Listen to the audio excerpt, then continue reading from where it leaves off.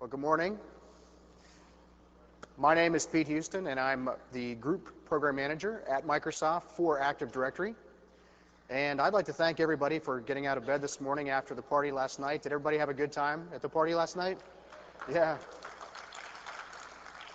I have to say that's one of the most exciting parts for me about things like TechEd is the chance to get out in a park like that where you normally have to fight a lot of people. That was a lot of fun. Well, again, thanks for coming out this morning, though, and coming to hear our presentation about Active Directory-enabled applications. Just a little bit of background. We have 3 presentations here at the event specifically about Active Directory programming, and mine is the introduction to the other 2. And it's designed to give you a lot of information about what is a directory, how does it behave, how does it compare to things like a relational database, and what can you do with it. But the presentations that will follow, in fact, one will follow immediately after in this room. We'll go into a little bit more depth, and then there's a presentation on the ADSI interfaces tomorrow morning, I believe, that will probably go into the most depth of all. But my session is designed to give you an overview of what Active Directory does and why you should care from an application perspective. Can I get a quick show of hands? How many of you have actually worked with Active Directory and feel pretty comfortable with it? Okay. And how many of you have ever tried to write an application to integrate with Active Directory? Okay, so this is probably not a bad level of session for you all today because we're not going to assume any particular level of knowledge. So our agenda is going to be first to talk about the directory. I call it the design point. What were we thinking when we designed Active Directory? What sorts of characteristics did we design it to give us, and how does it behave? Then we'll talk a little bit about what that means to the application developer. We'll move on to some of the best practices, really designed to help you take advantage of Active Directory and avoid some of the pitfalls. There's some things you don't want to do from an application perspective against Active Directory. We'll tell you what some of those are. Then we'll talk a little bit about what are the architectural models that we think are most appropriate for directory integration, and then spend a few minutes at the end talking about the API alternatives that you've got for developing your applications, and you'll see that you have several. So let's move into the design point discussion. Hopefully this picture is starting to look fairly familiar to you, but let me describe for those of it's not. Active Directory is a little different than a relational database, which gives you the table model with rows and columns. Active Directory actually stores information in what's called a hierarchy, or a tree structure. The best analogy is the file system that you're used to on your desktop. You know the file system has got folders, and has folders inside of folders, and ultimately you have files inside of folders. Well, Active Directory is very similar, but instead of folders, we have what are called organizational units. You can have OUs. We call organizational units OUs. You can have OUs inside of other OUs, and ultimately inside of OUs you have what are called objects. And as we'll see in a second, objects can represent a lot of different things in your network, but the point of this slide is that we store this information hierarchically, and I think we do that for 2 reasons. First, it gives us a very nice way of modeling things like our organizational structure, so we can include things together that are naturally related in our network. And the other thing that it does is it gives us a structure that we can exploit in some pretty important ways. So for example, if you look at the picture, we see that we have this group of things that are called users, and we can become more specific if we need to, and look at things like marketing users or personnel users. And we're going to see a little bit later that that structure is very important to us when we look at things like application design, because we can take advantage of it. If you think of like a SQL table, it's all just one big long list of data. We don't have any inherent structure inside that table that we can exploit. With the directory, it's a little bit different. The second thing that's important about the directory is it stores things as objects. And we have lots of different object types that we support. So for example, Active Directory comes with user objects, and it comes with computer objects predefined. And if you notice, an object, as you'd expect, has attributes on it that are specific to the object type. So for example, users might have a name, they might have an email, a mailbox, they might have a telephone number. Computers, on the other hand, aren't going to have things like a telephone number. They're going to have things like IP address and perhaps the operating system that they're running. So we have a very, very flexible way to model the things that are in our network. And in case you're interested, You can also extend these objects with additional attributes. So if you wanted to put a hat size attribute on the user object, you could add that. You could even make it a required attribute so that everybody that created a user object had to put a hat size on it. Or if you wanted, you could also create whole new object types. So if you had a particular need to create an object all of your own, like a specific application object for your application, you could do that, and you do that through what's called extending the schema. And there's a snap-in for Active Directory that lets you do that. So we model things as objects, and we have a very, very flexible ability to extend the schema to support different attributes and object types that we didn't think of when we built the product. And also, one other quick point, there's no need that every OU has all the same object type in it.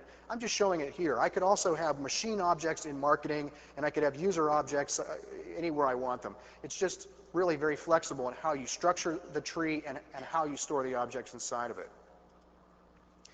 The third point I want to make is that we also designed a very, very flexible query engine into this technology. If you think about I guess it's the right-hand side of your screen where I show the tree, what's actually underneath the covers in the database that we use is a table. So it looks like a tree structure when you navigate Active Directory itself, but underneath the covers we've actually stored this data as in a relational form, and it's important because we support some very, very powerful technology for making queries both efficient and fast. So for example, you can see on the very far left there's a column called OU. The OU column actually gives us this ability internally to create the structure, the tree structure. If you sort of map the two, you can see how we can actually infer what the tree looks like from that column. But we actually save a column of data for every attribute that's in the system. And those are just represented in the next three columns of that table. What's most important, though, is that we can do things like make indexes out of those columns. So if you want to, you can use things like the tree structure to search very efficiently. You can say, let's point our search at the New York OU and down and search only for things that are in New York. We could go to Los Angeles and search for things that are only in Los Angeles. That's a very natural thing for Active Directory to do. But we could also abandon the hierarchy and do a query on something like your location, or I'm sorry, your manager. And so we could do a query that says, give me a list of everybody that's a manager. And you could see that that kind of a query wouldn't follow the hierarchy. We would just simply want a list of all the managers in the company. And that, again, would be an efficient thing to do because we can let you create a manager attribute, and if you'd like, you can make it an index. So we can cut this thing a number of different ways and do it very, very efficiently. Imagine if we didn't do that. If we didn't have the ability to index on an attribute, then every search that you did that wasn't part of the tree would actually require us to look at every object in the tree. And as we start seeing people put hundreds of thousands, if not millions of objects in the tree, you can see why that wouldn't be very efficient. So we provide this indexing ability, and I think it's very powerful. Also, you should know that you can create your own indexed attributes if you'd like.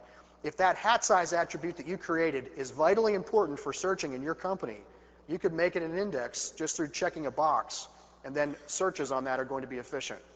One other point on this slide, too, which I'll get back to a little later, is that we give you several different interfaces for doing things like data access and query. We support LDAP. We have something built on top of that called ADSI, or Active Directory Services Interfaces, and that's a COM-based technology for querying into Active Directory. And finally, ADO and OLADB interfaces are provided so that you can use a SQL-style query if that's what you'd like. So I'll talk more about this as we get further in the presentation, but you should know that we give you lots of different ways to get at this data and to query against it in a very efficient fashion. And Active Directory is very much optimized for query. One of the points I should make is that the ideal directory behavior is that data gets read about 100 times more often than it gets written. So that's one of the reasons why we have to optimize so much for query, is that there's a very high read versus write ratio. And in fact, if that's not the case for your directory, something is probably wrong. So you want to start thinking about queries outnumbering writes by about 100 to 1. Fourth point is that we provide a very fine-grained access control model.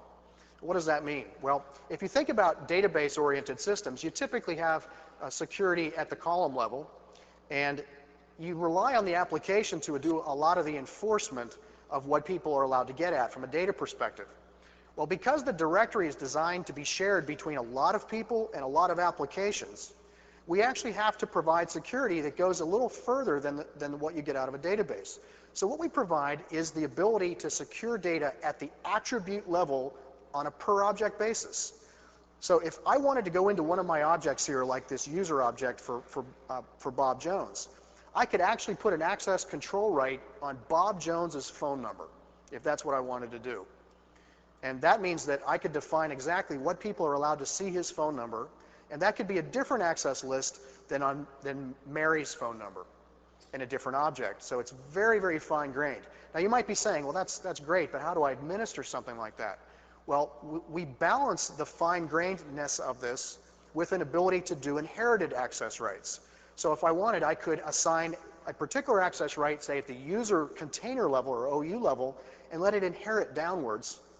And then I wouldn't actually have to specify the right exactly on every attribute. So if there are some attributes like your email name that you want a lot of people to be able to see, I'd probably put the access right high up in the tree and let it inherit down. If there's other information like maybe Bill Gates's phone number, I could apply a very strict access right directly on that object if that's what I needed. So it's a very nice ability to balance inheritance through the ability to lock down at the attribute level. And the last point we need to talk about in terms of the design points of Active Directory, and the one I find is most confusing to people, is the multi-master replication model. This is something that had no precedent in NT4. Multi-master replication is what we use to make sure that data gets flowed throughout your network to all the domain controllers that are hosting Active Directory. If you haven't heard this already, let me just define it quickly. Within your domain, you know you have a number of domain controllers. Well, we don't really have PDCs and BDCs anymore. We just have DCs, just domain controllers. And we can put as many in a domain as we'd like. But we also have now an enhanced ability to cluster these things into what are called sites. Sites are groupings of machines that are connected with high-speed, reliable networking. So, for example, I'm showing Seattle, Chicago, and Boston as 3 sites. And what that means is within those sites, I'm assuming that I've got very good network connectivity, very high-speed network connectivity. We can also put multiple domain controllers per site for redundancy and capacity reasons. But in this picture, we're showing 1 domain, 3 sites, 3 domain controllers within each site for a total of 9. Active Directory is designed to let you do anything against any domain controller that you can connect to. So there's no longer any PDC that has to be connected for some operations. Any DC can do anything. But what that means is that you could change some information, for example, on DC2, like add a username Bill, and we have to eventually make sure that that user gets updated on every other domain controller. So what Active Directory will do is figure out a way or a path through the network to make sure that every domain controller eventually gets updated to see that there's now a username Bill.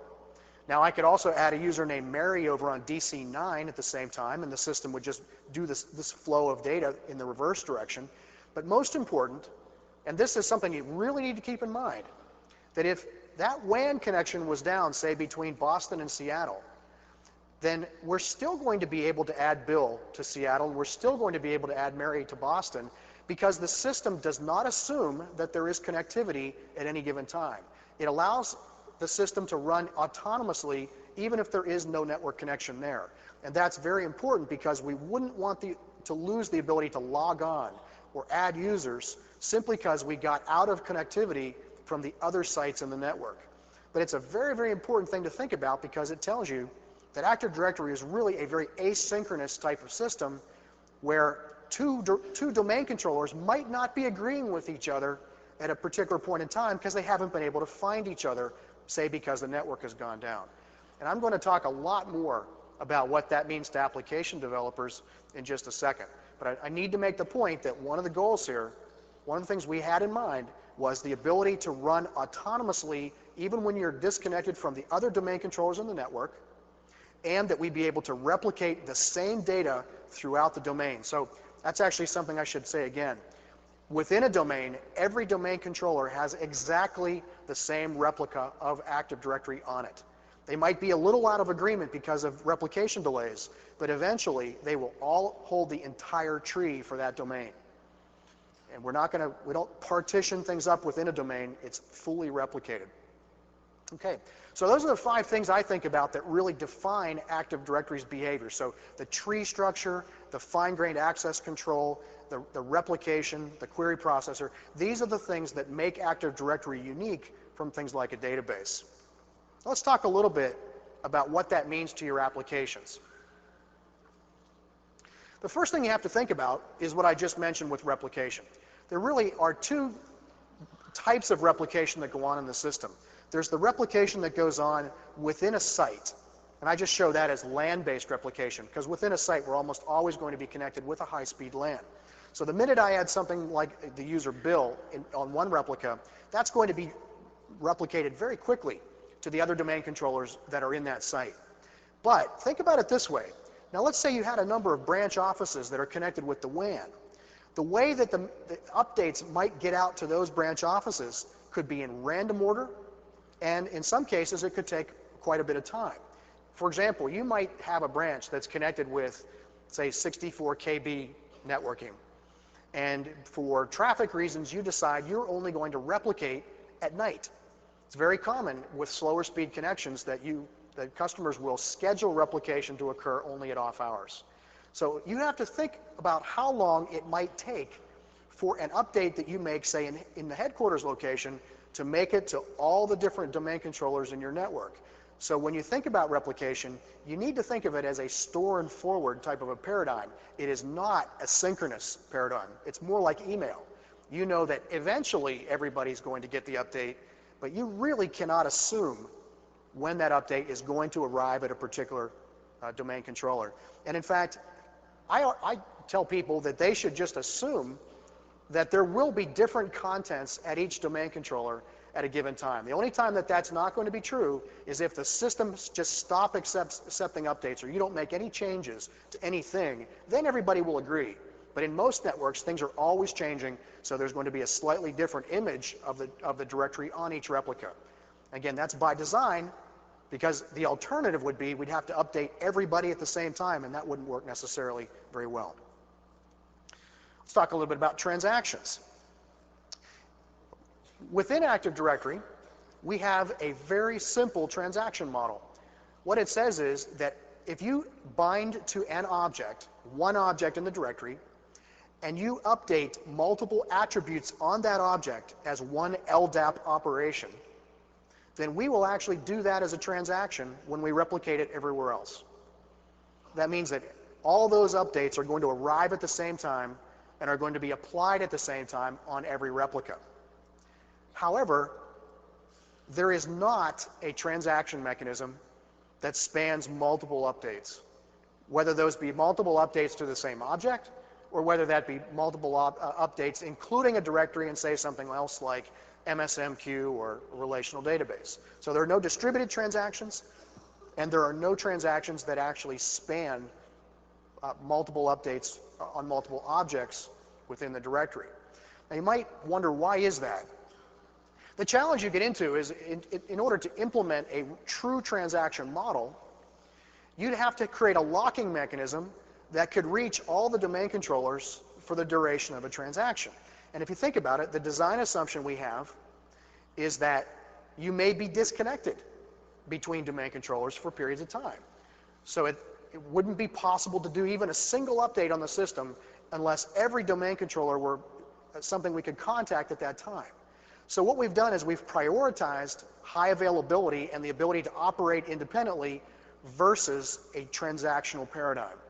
And you have to keep that in mind, thinking about how do I write my application if I can't assume that the data can be locked and I'm not the only person that may be writing that data at that time. Very, very important part of developing the Active Directory. Now, because we don't have a transaction model, this gets us into what we call 3 inconsistency states. And this means that the system can be inconsistent with respect to data for short periods of time. And there are 3 ways that that can happen. And let me tell you about each one of them. The first is what we call version skew. And it's a fancy term for basically somebody's made an update against one replica, and somebody's reading the same piece of data from a different replica before replication has occurred. So let's just say we have a service on the network. We have some application that's running a service in, say, a 3-tier architecture, and you decide you're going to publish that service into the network using Active Directory. And on replica 1, the application updates its service location and says, I'm now running on machine 1. But what happens if at that very same time, or before replication has occurred, application 2 reads the service location off of a different replica? It's going to see a different value because it hasn't been updated yet. And that's just something that we call version skew, and again, it's not unlikely. Because replication, I should have mentioned earlier, replication occurs on a scheduled basis. Within a site, it may be 5 to 10 minutes between replication intervals. Across locations, it might be an hour or even a day, but there's always going to be some delay. So think about version skew as what happens to your application when replication hasn't started running. The second inconsistency state we get into is called partial update. Partial update has to do with an application that has started replicating but hasn't finished replicating. So let's look at an example. Let's say that my application does two things. First, it says that on the Pete Houston user object, we're going to say that we want him to use the ERP server named Corp1. Just going to go in and modify my user object, and it says we want Pete Houston to use Corp1 as his ERP server, and we're going to update a different object that corresponds to the Corp1 server with an access control right so that I can actually contact that server. So we're updating two objects. One points at my server, the other one says whether I'm allowed to do the update or not, or do the access or not. And let's say, for example, that replication starts, and at this point, Pete's ERP server has been sent across to replica 2 as Corp1. But at that very instant, the client, the ERP client that's actually looking at this data, reads Corp1 out of the system and then says, wait a second, I'm not allowed to bind to that server because for some reason I'm getting an access denied. Why is that? Well, it's because maybe we did those two reads before the second of my two updates occurred. So you can see that this condition arises because we sort of got in from an application 2 perspective, or the ERP client, as replication was occurring, and we happened to read the information in an intermediary state. So we had started replicating, we hadn't finished, so we get caught in the middle a little bit.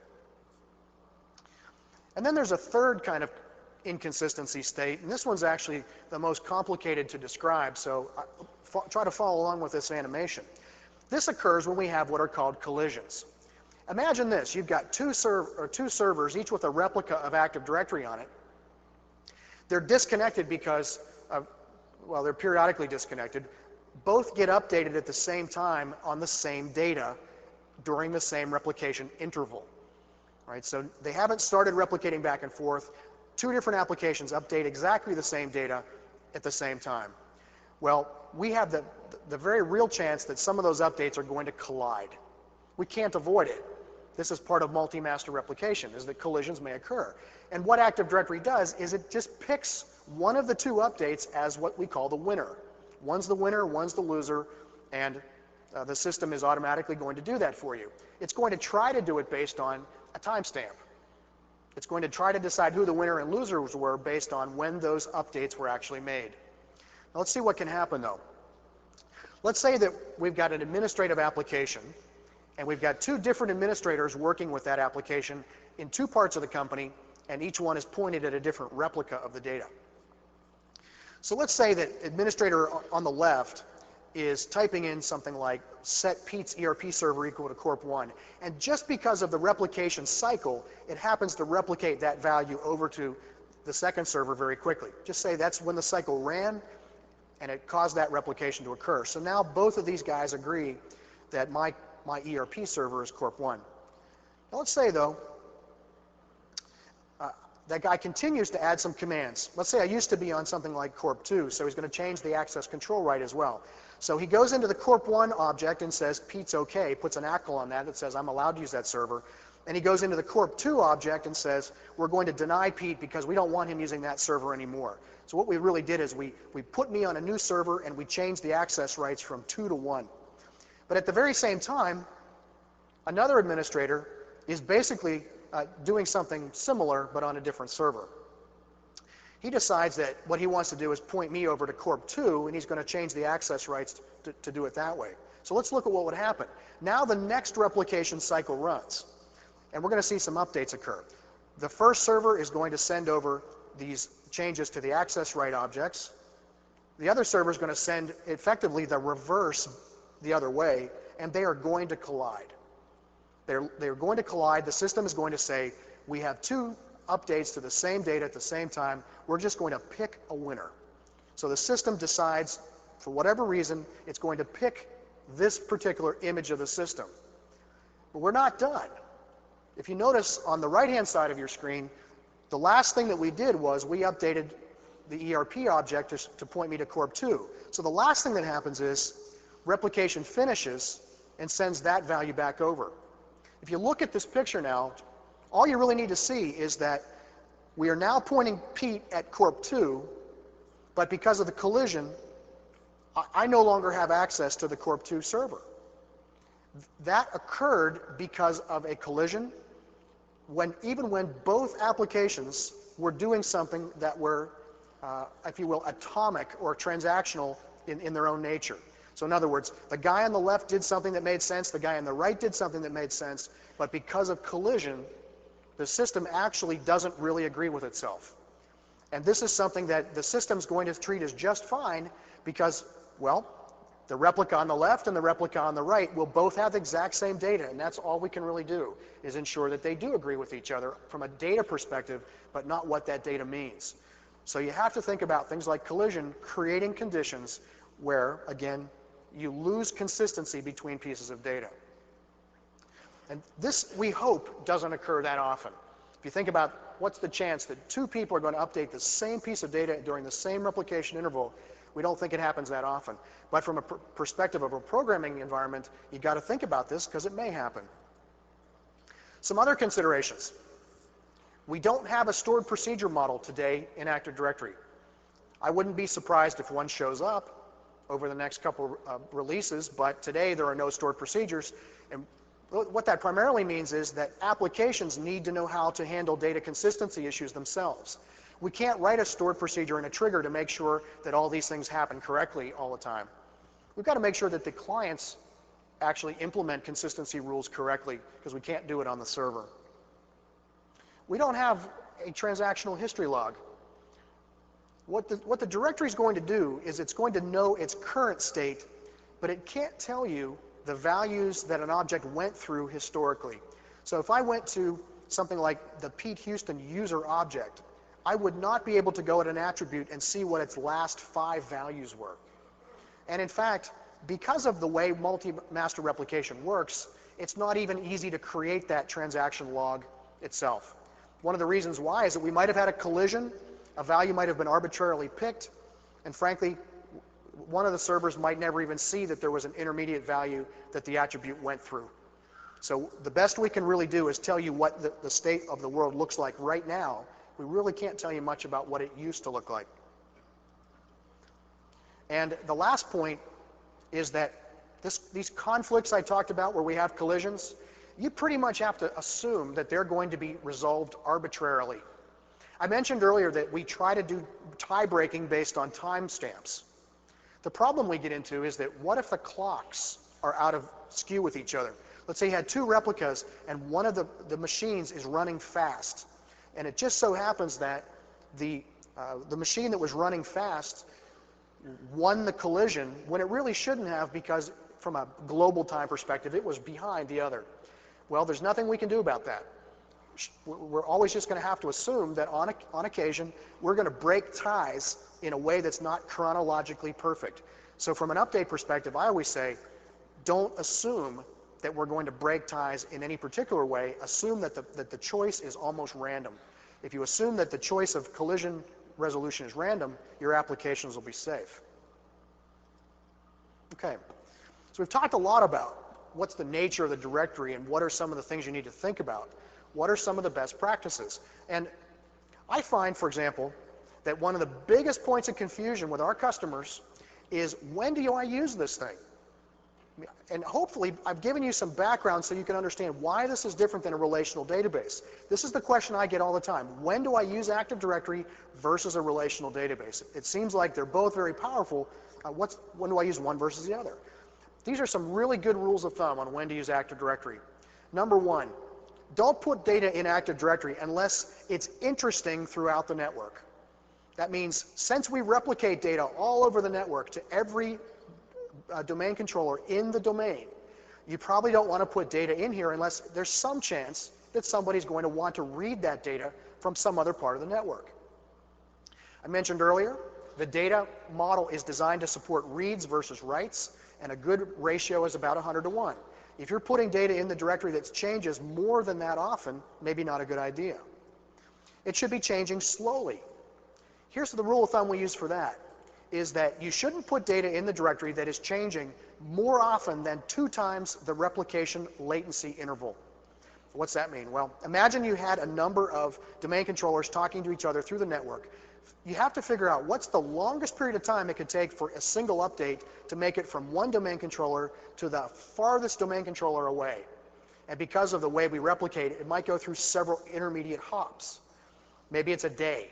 It's not unlikely that it could be an entire day before every server would see this. We say double that, and that gives you a pretty good rule of thumb on how often or how frequently you should consider changing data. You shouldn't use this if the application needs transactional characteristics. If that's just a requirement of the app, don't look at Active Directory. It shouldn't require change history. And finally, the applications themselves need to be tolerant of the latency that can be in the system. Now, what do you do if the data is changing quickly? For example, what if you've got a transactional database that you're using for, let's say, your accounts receivable system? There still might be some value in publishing that table into Active Directory so that other apps can find it. But we call that pointing at the data versus storing the data. So we would point at the SQL Server database, maybe holding the connection string in Active Directory. We wouldn't actually put the data itself there. And then, from a best practices perspective, there are some techniques we can use to deal with versioning, and I'll tell you about those in just a second. Let's use some examples. These are good examples for Active Directory. A corporate white pages, which holds something like phone number, email address, and on and on. The things that are interesting that you want to share throughout your corporation about the employees of your company. That's a great application. Credential informations like passwords and privileges are a great example, because your password doesn't change that often. Your privileges don't change that often. It's a great way to put them in Active Directory so it can replicate so that you have the same password, credential information throughout the network. User profiles. How do I want my apps to behave? That supports roaming. Network configuration. Again, these are all things that don't change that frequently and are going to give you a great user experience because the data is replicated to all the places that you might be working. Some bad examples. Accounting data. By the way, every example on this list has come from a real customer who was thinking of doing this. So this isn't hypothetical. This is real information. People are thinking about doing things like pointing their general ledger applications at Active Directory instead of SQL. Why would they even do that? Well, some people like the idea of replication. They say, if I use AD instead of SQL, then all my accounting data gets replicated throughout the company. That'd be a great idea, right? Well, not really, because we don't give you a transactional interface. You can imagine what your accounting data might look like if you didn't have transactions. Same thing with event logs. I've had some people say, boy, is it a pain to go collect my event log data from all my servers. What if I just have every event written into AD, and because it all replicates, I can have one server that collects all my event logs throughout the network? Well, events change and come too quickly, obviously. That would overwhelm our network with replication traffic. Hardware inventory data. You probably don't need the data about every machine to be replicated to every point in the network. And then finally, things like process control. There's just too much latency to consider things like that. So this gives you an idea of the sorts of things you'd use a database for versus AD. But let's spend just a second talking about some of the best practices for dealing with this latency I was talking about. Latency and consistency go hand in hand, or inconsistency. Imagine you want to write an application that just doesn't deal very well with the fact that the data might be changing underneath the app. There are a couple of ways to deal with it. The first is what we call out-of-band signaling. We could simply use something like maybe MSMQ or DCOM based technologies, publish and subscribe technologies, to just signal the application when something's changing. We could do that independent of the directory. We could say, don't access this object until you get another message from me that says we're done with the update. And we call that out of band. A second thing you can do is stamp the objects you're working with what we call an effective time and date. When do they become effective? So let's say I'm working on an object and I don't want anybody to touch it now. When I first start working on the object, I put a time in the future that is longer than the replication interval. And I use that same time value on every object that I touch. And then when you write your application that consumes that data, you simply have to look at the time and say, is it later than the effective date? If it's not, you just have to keep your hands off that data because the system's saying it might be out of date. A third way is to do checksums and counts that basically say we're going to count the number of updates that we've done, and we're going to do a checksum algorithm on that data so that when I go to an object, I can compute the checksum and say whether or not it matches. If the checksum doesn't match, then it tells you that one or more of the objects in that package is in transient state. So it's actually a very, very efficient way of detecting whether one of a couple objects that need to work together or match together is in a transient state. And then finally, we can do something like a consistency GUID, where when we do an update, we update each of the objects that needs to be treated as a unit with the same GUID. So what this means, of course, though, is that the application needs to be smart enough to look for these things. The application needs to go in and say, I'm going to be dealing with these 4 objects, so I better read them all and look at their GUIDs. And if one of them is different than the other, you have to back off, and you have to say, I can't work on that data right now. Again, it might seem like a little bit of a tedious overhead, but what it will do is make sure that those rare cases when the data is inconsistent, you're not going to get burned by it from an application perspective. And then there is one technique we can use if everything else fails. And that is we can enforce what ends up being a single master model. We can pick one domain controller that all of our updates need to go against. And in fact, I don't know if you've looked at Active Directory in any detail, there is actually one of the replicas in the domain will be designated as the PDC emulator. For some down-level reasons, we still designate one of these machines as playing the PDC for a down-level role. And you can actually find that machine using one of the API calls. You can tell the system, bind me to the PDC emulator replica. And that's one way to pick the same replica each time and work with it. And in that case, every update that you make to the PDC replica will flow outward, which means we don't have to deal with the case where attributes might be crossing each other on the wire. Again, it's more of a single master model. Each one of these techniques is very efficient. I don't know that I recommend one versus the other. They probably have different cases where they're appropriate, but these are the 5 that we've identified as being good models for dealing with latency. And by the way, these are some of the techniques we use internally to our systems to deal with these issues ourselves. Well, we've talked a lot about the nature of the directory and how to stay out of trouble. We ought to spend a few minutes talking about what are some of the things I can do with it from a model perspective. Now, these are going to apply to each of you in different ways, but these 4 models tend to represent really a large majority of the applications that we've seen integrated with Active Directory. The first is really simple. It says, today I store information about people and what they're allowed to do in a database. And if you think about the applications that you write and that people use, they probably have lots of databases that are storing pretty much the same information about the same people. So your ERP system is different than your CRM system, but I bet you that some of the same people are actually registered users in both of those systems. And what that means to the customer is that the cost of administration is more than it needs to be, because they need to know how to manage user identity in lots of different places. If we shifted the user identity portion from the database over to the directory and shared that data, then the user has one place to manage the information, or the administrator has one place to manage the information. Imagine if your email and your ERP system and your remote access system, for example, all used Active Directory and the user object to store all the information. We can actually keep all that information on the same user object through extending it. Remember I mentioned earlier, you can use the schema management facilities to extend the schema. I can create all the user attributes I need on one object and store them there. Now when the administrator wants to do management of a user, let's say somebody joins the company or somebody leaves the company, they just have to go to one place to manage all the systems that share the same object information. And while this seems very straightforward, not many applications have done this today. And I think this is the single most simple and effective thing you can do from an application is simply store information about people and what they're allowed to do in the directory versus squirreling it away in some database. The second model is called service publication.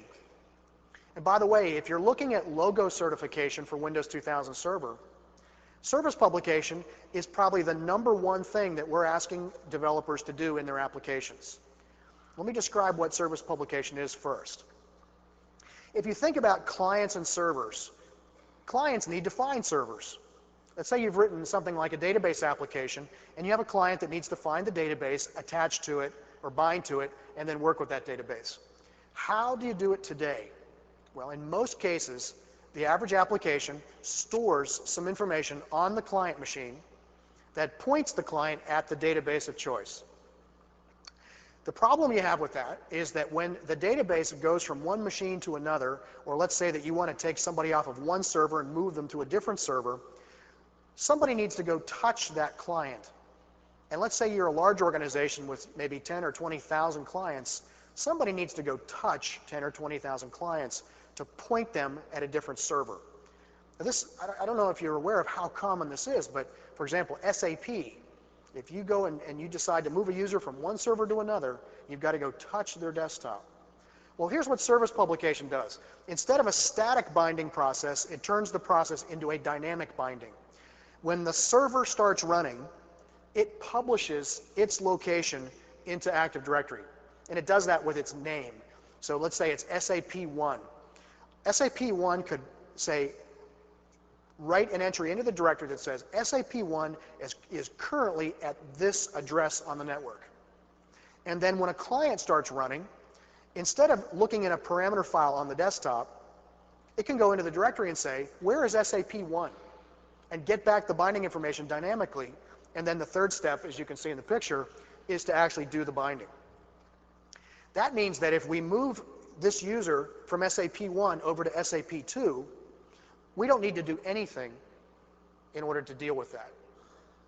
That's because the system is going to locate its servers dynamically instead of statically. And I think that is a tremendous benefit to the administrator who makes the change centrally and doesn't have to touch all the desktops. And again, it's one of the big requirements that we've got in the logo certification because we think it offers such time savings. A third model for directory integration is storing information about preferences and profiles in the directory so that when people move from one machine to another, their profiles follow them. Let's imagine that I'm a user that's frequently on the road and I want to use different machines at different times in different places. Well, if the applications I use store their profile information in Active Directory on my user object, then they'll replicate to all the corners of the network so that if I log on to a different machine in a different part of the company tomorrow, I can have my application read the profile, set up things the way I like it, and I get the same experience no matter where I go in the network.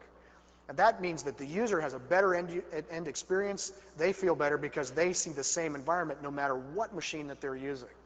And I think this is the sort of model that's going to become more popular as different access devices become popular, and it's not even the same machine that you're logging on with. I might be on my laptop. In one case, I might be coming in through my cell phone on another, or my PDA. And this sort of experience is important because the user expects things to behave the same way. And then the last model for integration I want to propose is what we call group policy integration. There's a facility in Active Directory called group policy. Group policy is basically a mechanism where you can create a policy associated with an OU, and then that behavior will inherit down through the tree. Let me give you an example. You've probably heard of IntelliMirror. IntelliMirror uses group policies for things like software distribution. I could create a policy that says all users should get the benefits application. I could attach that to the user OU, and then any user that logs on will have that policy applied to them, and they'll get the benefits application deployed to their desktop.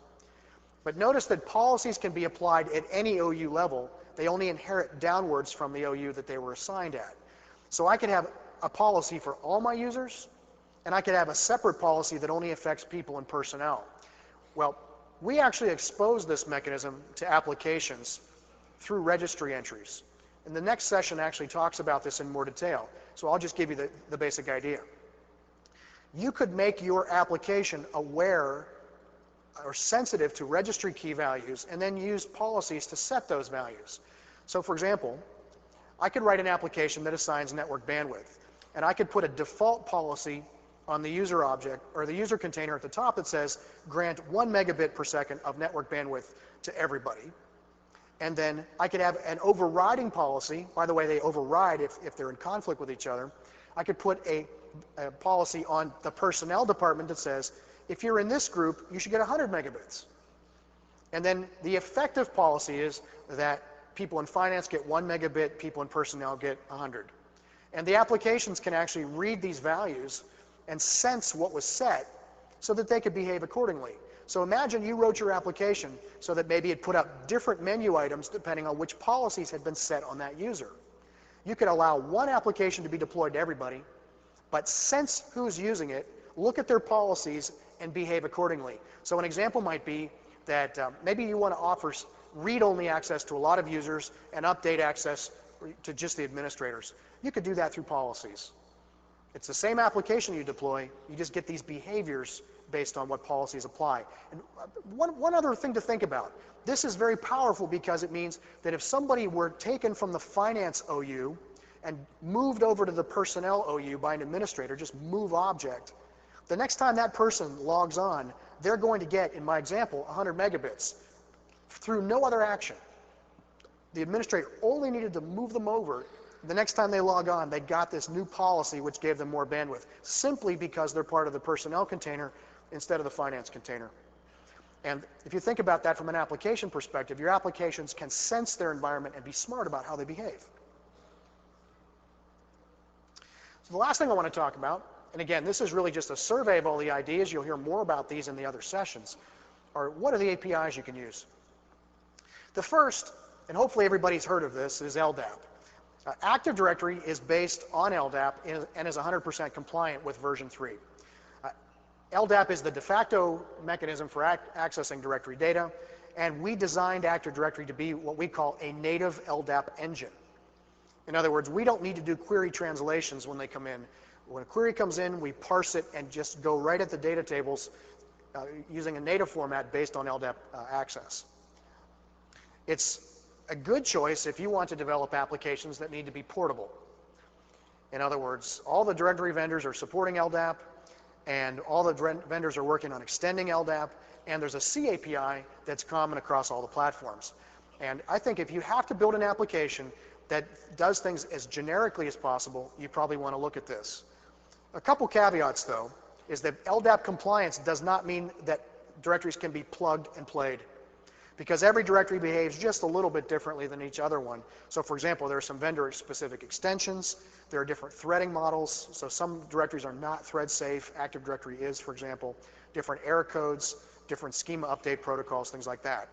So there are subtle differences, but if you do basic LDAP operations, they will be portable across the majority of LDAP directories today. We also have this thing called Active Directory Service Interfaces, or ADSI. And this is my personal favorite for Active Directory development because it's based on COM. This is a set of COM classes that abstract directory programming up about 3 levels. If you looked at the LDAP code, it's a lot like a C program. You know, it takes a lot of code to do something pretty basic because you have to outline every step explicitly. ADSI takes the program from this big and makes it about that big for 2 reasons. Number one is it lets you write at the COM level instead of at the primitives level. And it provides you with what I call helper classes that do things for you that you typically have to do longhand with LDAP. So for example, it's very common to want to do the same operation on every object in a container or an OU. So I might want to say reset the password on every user object in the marketing OU. That's the sort of thing in LDAP that I have to write explicitly. With ADSI, I can use some very nice higher level abstractions that basically say, point at this container, and for every user object that's in it, run this method where this method is reset password. And again, it's going to dramatically simplify the type of coding you have to do. Plus, it lets you use tools like Visual Basic and things like active server pages. And you use active server pages through, say, VB script support.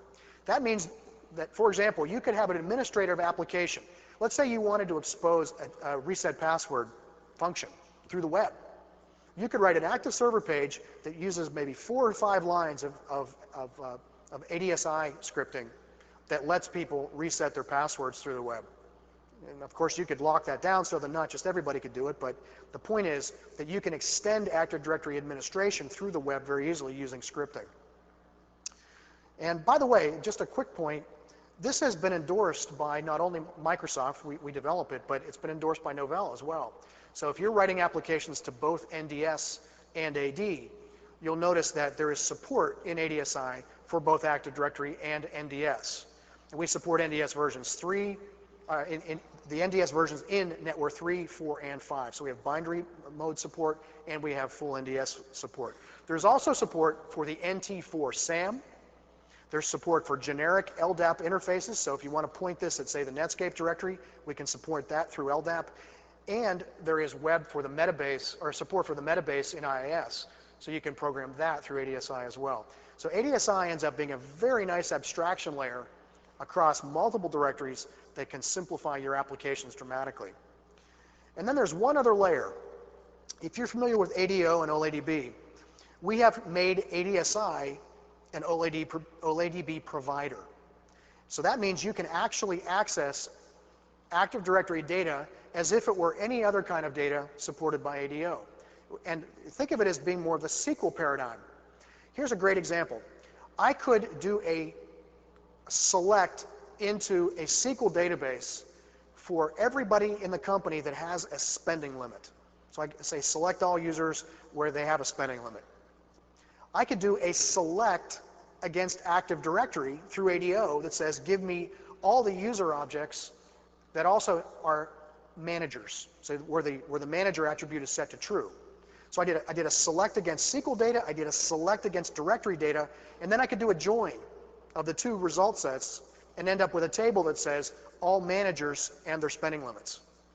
Think about the fact that I just smashed together 2 completely different database paradigms in a way that I think just about everybody can understand. And in fact, these types of facilities are available through things like the VB report writer. I could do what I just said without writing a single line of code other than having to type in the select statements. So that means to me, if you think of it as a pyramid, I could have lots of people writing applications against AD using ADO. I could have a few less people writing perhaps more detailed applications using ADSI. And then finally, for the people that really are the power users, we have LDAP support. So we give you the level of interface that's appropriate for the type of coding you need to do and the type of programmer that you are. And I think that's a very, very powerful idea, because it means a lot more people can write Active Directory code than have ever been able to write directory applications before. So just to summarize, I think that it's hopefully very clear by now that this is a different data model than relational databases, that not every application is a great fit, but there are a lot that are. And when you do write applications to Active Directory, you get improved information sharing, you get lower support costs, fewer trips to the desktop, more deployment options, and I think your end user ends up having a better experience as well. What I'd like to do is actually take questions up front afterwards. I find it's hard to do it in the room this large. And why don't we just say that the presentation's over, and I really appreciate you coming this morning. I hope this was good information for you. Thanks. Thank you. And one last comment. My email address is on the first slide there. It's phouston@microsoft.com. I will be more than happy to take email from anybody and answer your questions. Thanks a lot.